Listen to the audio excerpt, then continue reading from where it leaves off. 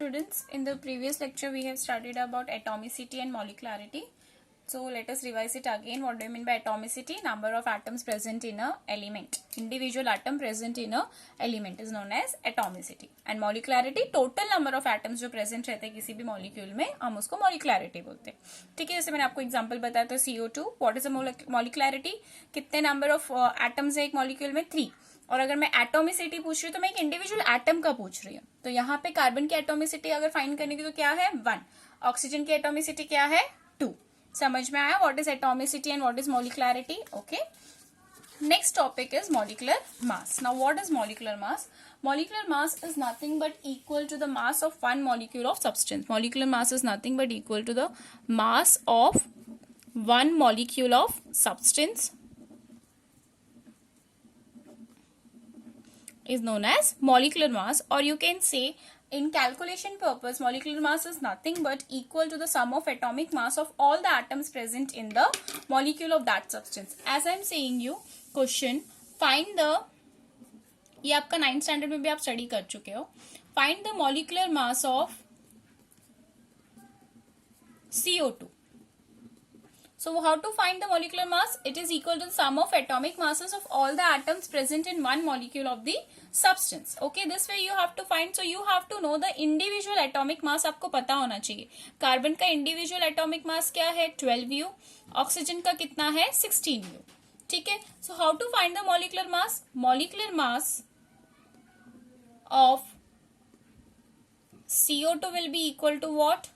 कितने कार्बन के एटम्स है एक, तो 12 plus next atom is what? Oxygen. How many oxygen over here? 2 into 2.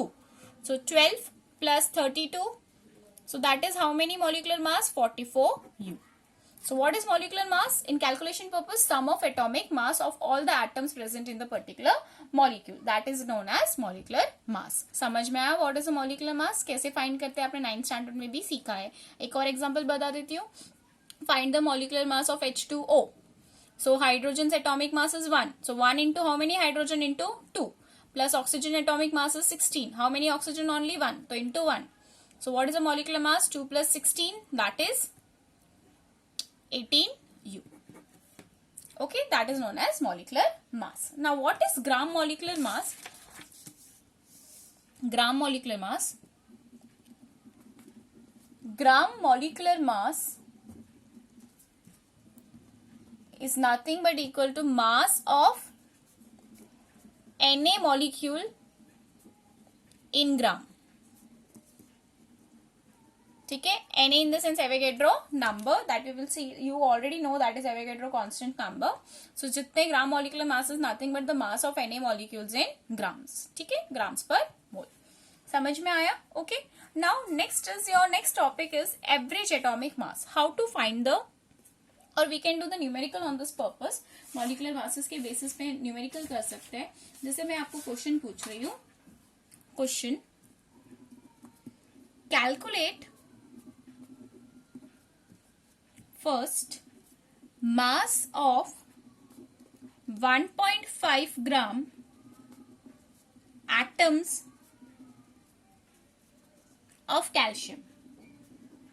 You have to calculate the mass of 1.5 gram of calcium atoms. तो इसलिए आपको individual 1 ग्राम calcium में कितना होगा. 1 ग्राम में हमको पता है 1 gram of 1 gram of atom of calcium है हाउ मेनी 40 ग्राम. उसके यूनिट के हिसाब से कैल्शियम के पास कितने होते हैं 40 ग्राम्स. तो आपको कितने के लिए फाइंड करना है 1.5 gram of atom of calcium में सिंबल रखिए equal to how much gram. So that what you will do cross multiplication, that is 40 into 1.5.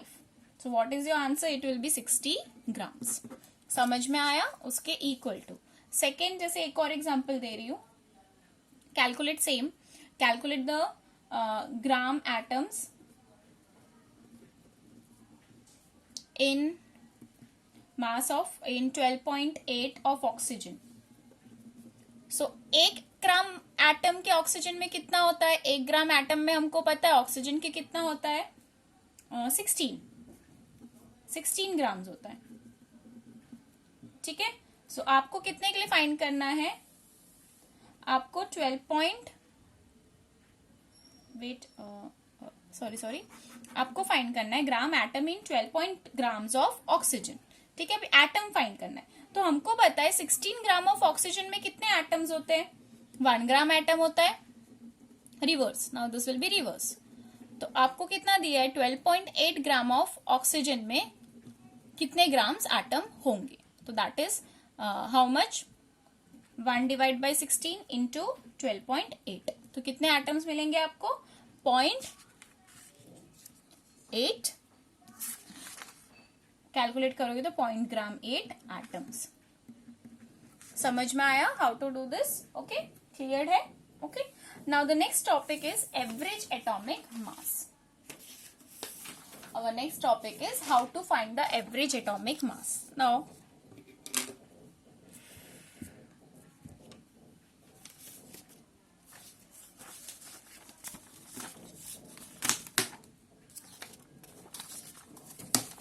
next is